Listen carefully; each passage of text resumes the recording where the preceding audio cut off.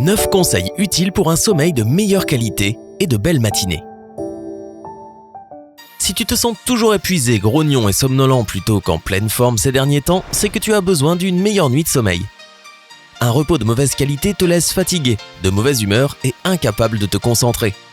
Si cette fatigue persiste, elle peut mener à de graves problèmes de santé comme l'obésité, le diabète de type 2, l'hypertension artérielle et des maladies cardiaques. Voici donc quelques conseils qui t'aideront à avoir un sommeil de rêve. Avant de regarder cette vidéo, clique sur le bouton s'abonner et active les notifications pour nous rejoindre sur Sympa. Numéro 9. Fais attention à ce que tu consommes pendant la journée. Tu as sûrement entendu dire que tu devais éviter le café en fin de journée si tu as des problèmes de sommeil. Ce qui peut toutefois te surprendre, c'est que la caféine peut avoir un impact sur ton sommeil même 10 heures ou plus après que tu en aies bu. C'est ce qui ressort d'une étude publiée en 2013 dans The Journal of Clinical Sleep Medicine. En plus du café et du thé, méfie-toi aussi du chocolat. Il contient aussi de la caféine. D'autres boissons à éviter sont le vin et d'autres boissons alcoolisées. Je sais ce que tu penses, mais l'alcool ça détend alors je vais dormir plus facilement. Alors que cela peut paraître tout à fait correct en surface.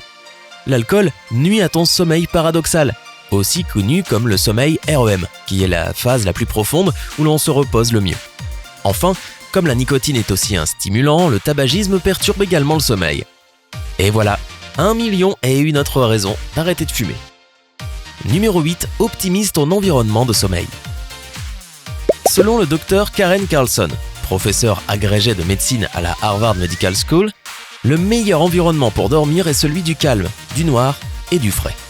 La température, tout comme le bruit et la lumière, peuvent avoir un impact significatif sur la qualité du sommeil. Si tu le peux, dors dans la partie la plus calme de ta maison. Si tu ne peux pas, essaie de masquer les bruits externes avec un ventilateur ou des bouchons d'oreille. Garde ta chambre sombre la nuit en utilisant des rideaux épais ou des stores pour bloquer la lumière extérieure. Enfin, assure-toi que ta chambre soit bien fraîche.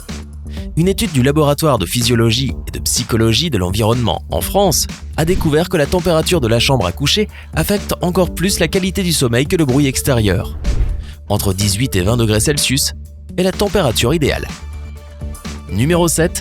Maximise ton exposition à la lumière du jour.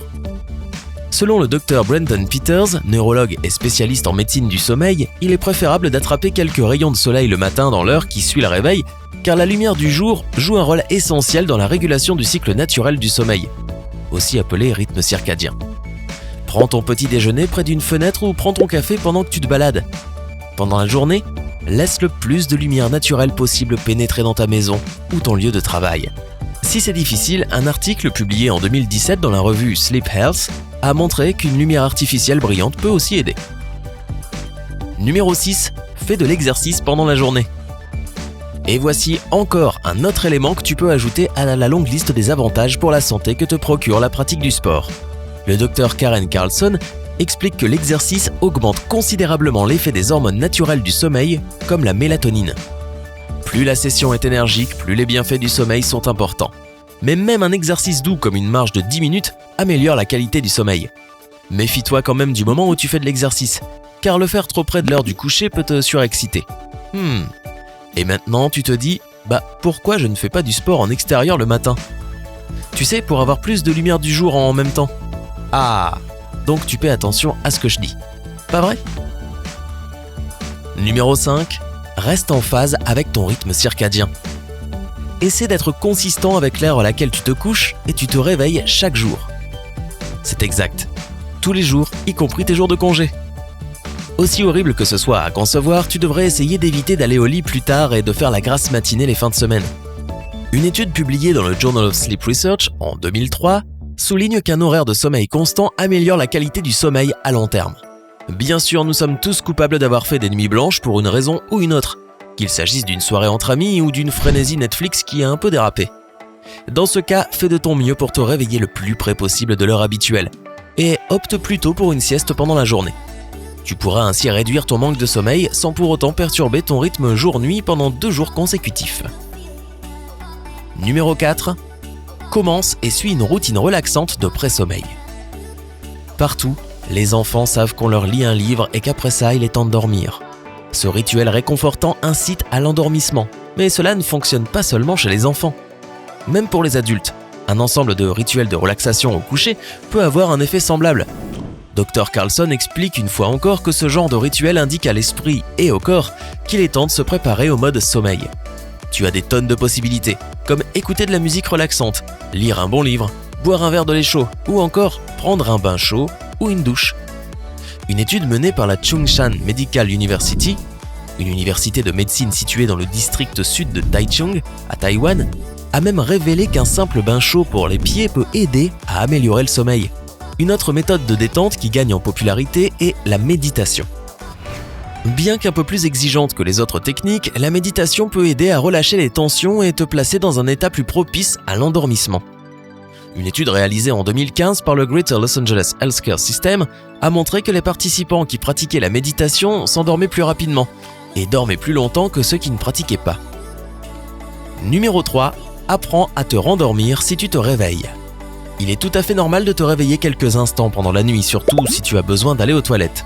Mais si tu évites de boire pendant 1 à 2 heures avant de te coucher, tu réduiras la fréquence à laquelle cela se produit.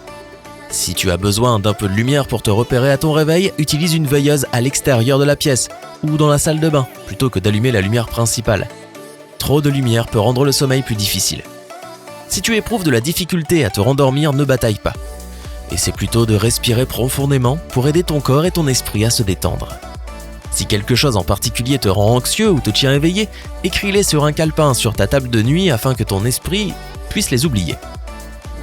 Si rien ne t'aide et que tu es encore éveillé après 15 minutes, sors du lit et fais une activité tranquille comme la lecture. Mais surtout pas d'écran, car cela peut envoyer des signaux à ton cerveau qu'il est temps de se réveiller. Numéro 2. Reste au lit pendant les heures de sommeil. Si tu fais des choses dans ton lit qui ne sont pas liées au sommeil, comme consulter les réseaux sociaux, faire tes devoirs ou ton travail ou regarder la télévision, ton cerveau aura plus de difficultés à s'endormir dans ce même espace au moment où il est temps de s'endormir. Le lit doit inciter au sommeil, non pas à l'éveil, précise le Dr Carlson. Bien sûr, la règle du sommeil seulement n'est pas si restrictive pour les couples. Si tu veux faire des câlins, personne ne t'en empêche. Numéro 1. Retire ton soutien-gorge. Un dernier conseil pour mieux dormir, enlève ton soutien-gorge. Les soutiens-gorge ne sont pas conçus pour être portés au lit et peuvent être douloureux après une longue période en position allongée. L'inconfort entraîne une perte de ce sommeil paradoxal toujours aussi important, qui exige que ton corps reste immobile.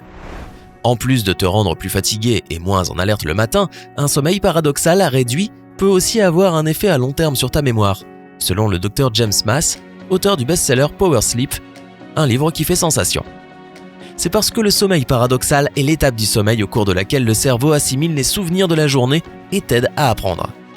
Alors, enlève ton soutien-gorge et entre dans le pays des rêves. Certaines femmes sont réticentes à ôter leur soutien-gorge le soir parce qu'elles ont entendu dire qu'il peut aider à garder leur sein plus remonté et raffermi. N'était-ce pas le secret de Marilyn Monroe après tout ? Ne perds pas ton temps en croyant de vieux mythes. Le Dr Seth Rankin, fondateur de la London Doctors Clinic, explique que le port d'un soutien-gorge au lit n'est pas seulement inutile, mais il est aussi potentiellement dangereux, car tu n'en as besoin que pour soutenir tes seins en position debout. Et plus important encore, si ton soutien-gorge est trop serré, il peut limiter le flux sanguin vers ta poitrine et le flux lymphatique vers les ganglions autour du sein et de l'aisselle. As-tu des conseils personnels sur la façon d'obtenir une meilleure nuit de sommeil ? Fais-le nous savoir dans les commentaires ci-dessous. N'oublie pas de cliquer sur j'aime sous cette vidéo, de la partager avec tes amis. À bientôt sur Sympa.